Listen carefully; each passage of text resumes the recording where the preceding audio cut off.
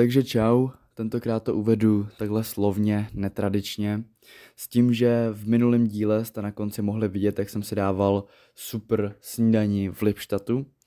Pak jsem šel přes Jilemnici do Vrchlabí, což bylo nějakých 19 kilometrů, ale nastaly problémy. Stalo se to, že mi začala přestávat fungovat kamera, začal se mi mazat obsah a na té kameře prostě bylo vidět, že mám třeba jednu poslední minutu.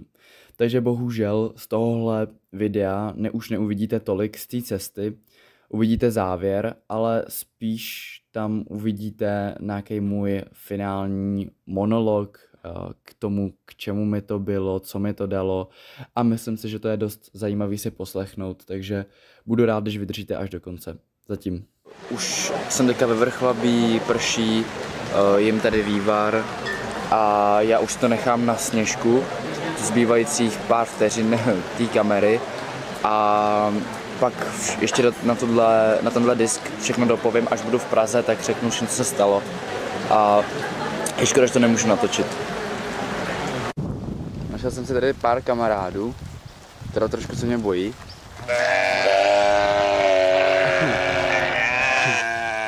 Tak prej ne, říkej, že ne. Ale už jsem skoro ve Strážném a no, takže tak, tyjo, nevím, co bych teďka řekl.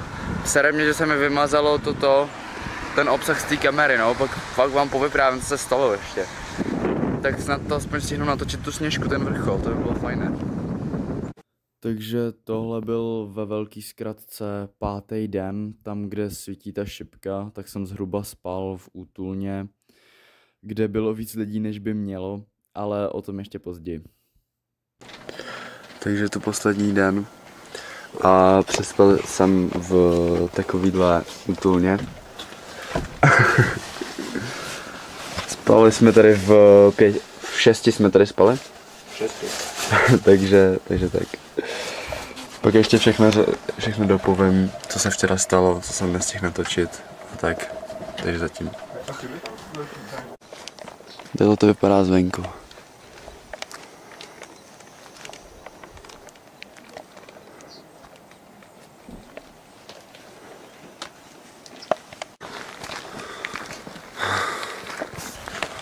Nemůžu už, ale pokračujeme dál.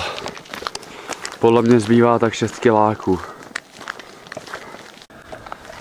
Přijde mi to jako včera, co jsem říkal, že jsem ušel první kilometr, tak teďka mi ten poslední kilometr zbývá. Není to vidět, bohužel na cedule. Takže se uvidíme nahoře za 3, 2, 1, teď. Je to tam z Prahy na Sněžku 160 km.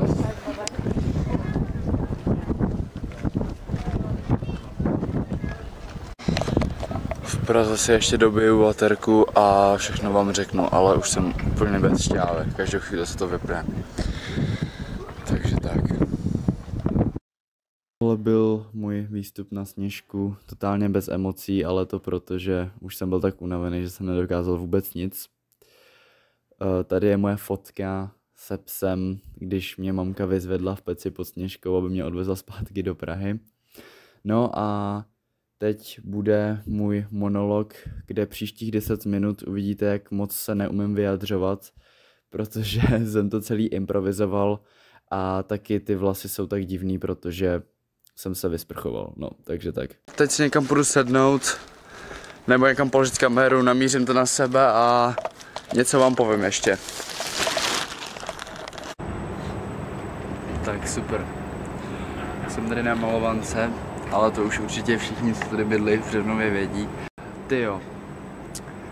Tak čím bych začal? A už se jako stmívalo a teď tam byl už jako v pozadí jsem slyšel tu bouřku a měl začít pršet a já fakt nevěděl, kde budu spát prostě.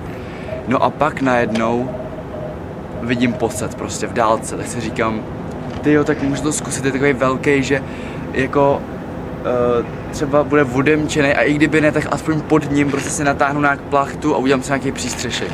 Přijdu tam, modlím se úplně, sice jsem ateista, ale to je jedno, modlím se k Bohu, jak já nevím co. A teďka prostě vylezu na ten posed a bum, odemčeno prostě a úplně útulný, tam byly vše pavouci, nějaký bordel, ale to mi bylo úplně jedno, já jsem byl rád, že mám střechu nad hlavou. Pak ten předposlední den s tím Lipštatem a s tím Vrchlabem a to jsem došel do Strážného teda. A pak jsem se prostě hecnul, že hej, půjdu dalších prostě asi, jsem nevěděl, že to je 6 nebo 7 kiláků, a myslím, že to jsou třeba 3, protože mi to jedna paní řekla. Do nějaký útulny přespat, no tak jsem přišel k jedné útulně, ta byla obsazená, tak ale ty mi řekli, že ale jako mohl jsem tam k ní mít, ale chtěl jsem to mít pro sebe, ale jak už možná víte, tak jsem šel dál ještě a přišel jsem do další útulny a ta byla ještě víc, ta byla pro 2 lidi a bylo nás tam 6 potom, když jsem tam přišel. No a když jsem tam šel, tak začalo pršet totálně a byl jsem promočený na kost, foukalo a už jsem si myslel, jako, že tam snad ani nedojdu. A došel jsem tam teda, byl jsem zklamaný, že tam jsou ostatní lidi, ale nakonec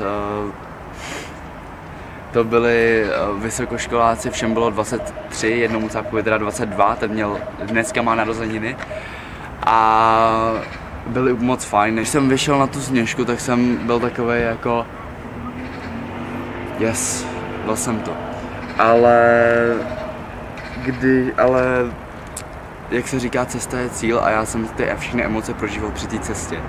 Byly i pozitivní, byly negativní, ale hlavně užil jsem si to celý. A ta Sněžka byl jakoby cíl, kam dojít, ale to i ta cesta a že já jsem byl tak už unavený dneska, že jsem už jako ani neměl energii na nic. Hlavně jsem se stresoval, jestli to vůbec stihnu natočit, protože mi to jako celou jako cestu mi to prostě píše, že mám 3 minuty baterku a tam už to psalo, že mám 0 minut, ty vole, tak a ještě jsem mi mazal jen tak obsah, tak už jsem byl z toho takový jako to prostě stará kamera. Uvědomil jsem si spoustu věcí na té cestě. Jedna z nich je třeba to, že není vůbec ostuda si požádat o pomoc, jo? Já jsem šel, vzal jsem si jenom občanku a 4 kila sebou, nebo 5 kil. A jakoby stačilo by mi to normálně na jídlo, ale nemohl bych se stavit vůbec v restauraci nebo něco takového se 4 kilama. A vlastně druhý den, už jako večer, jsem na tom nebyl moc psychicky dobře, prostě fakt to bylo pro mě náročný, nevěděl jsem moc, do čeho jdu. A hlavně ta samota, na to nejsem vůbec zvyklý, jako já jsem si furt zvyklý na lidi, furt trávím čas s kamarádama, s rodinou, s kýmkoliv prostě. A půl se lidmi a najednou jdu prostě celý dny sám. A jenom prostě prohodím pár slov třeba ve vesnici. V ten moment, prostě jsem to jako říkal mámě, že jako nemám ani jako, že nemůžu zajít, ona říkala, tak to bude hezký, zajít se do restaurace a já si to nemohl udělat hezky, já jsem to neměl peníze, ale jako samozřejmě můžeš to udělat hezký jinýma věcma, ale ta, jako zajít si na pořádný prostě žádnou flákotu nebo řízek, tak je prostě super. Chápete, co chci říct. Jak jsem byl v Dětenicích v té středověké hospodě, tak tam mi Jirka přivezl balíček, kde jsem měl vše peníze a udělalo mi to fakt hroznou radost. I nabíječku na Nokia, ta by se mi vybila, dokonce i Nokia, prostě tak. To nezvládala tu cestu. A já jsem do té doby si říkal tak jako, že ne, to je blbý, teď já musím být samostatný strašně, ale jo, teď jsem to sám celý jsem to vyšel.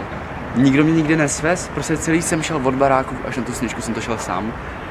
A tohle jsem bral jako takový sponsoring a takovou dopomoc prostě, takovou podporu prostě. A nemyslím si, že v životě je na tom něco špatně, že prostě když se vám nedaří, tak byste neměli být jako, že to všechno budete tahat na svých prostě bedrech, na sebe, že to všechno vezmete, ale vůbec byste se neměli stydět se zeptat svý rodiny nebo kamarádů o pomoc. Je to podle mě úplně v pohodě. Takže to jsem si uvědomil, pak jsem si uvědomil, jak strašně moc mám rád svoji rodinu a svoje kamarády. Jako to jsem věděl i předtím, ale na té cestě mě to hrozně hitlo, protože já jsem fakt jako potřeboval tu podporu. A když mi říkali, jak mi fanděj a všechno tohleto, mě to fakt hřálo u srdíčka a jen jsem mu do toho kroku přidal. Prostě když už jsem nemohl, to jsem si na ně vzpomněl a prostě jsem šel. A jsem strašně vděčný za to, jakou mám rodinu a za to, jaký mám kamarády.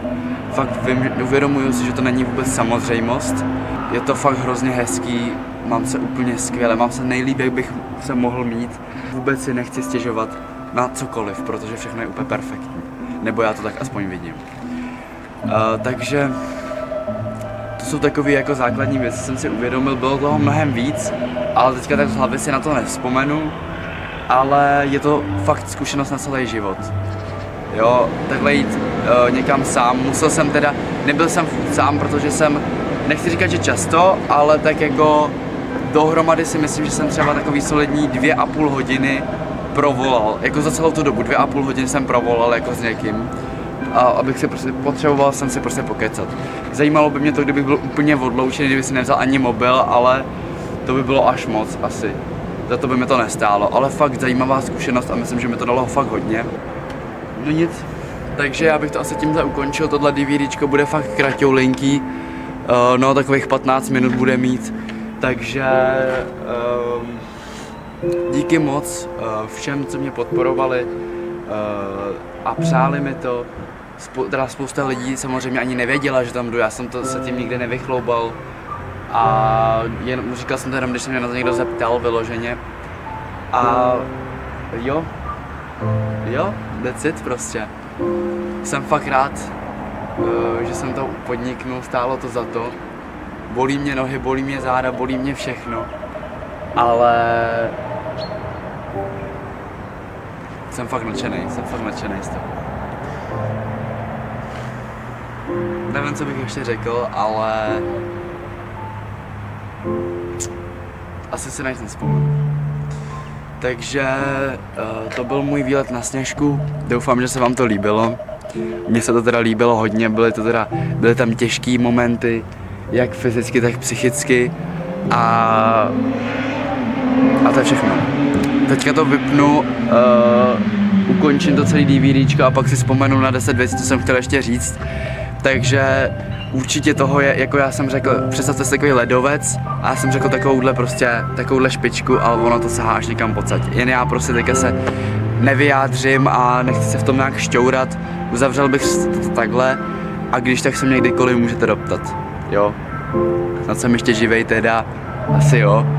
A cokoliv, kdykoliv. Když můžu, tak rád pomůžu. Takže čus.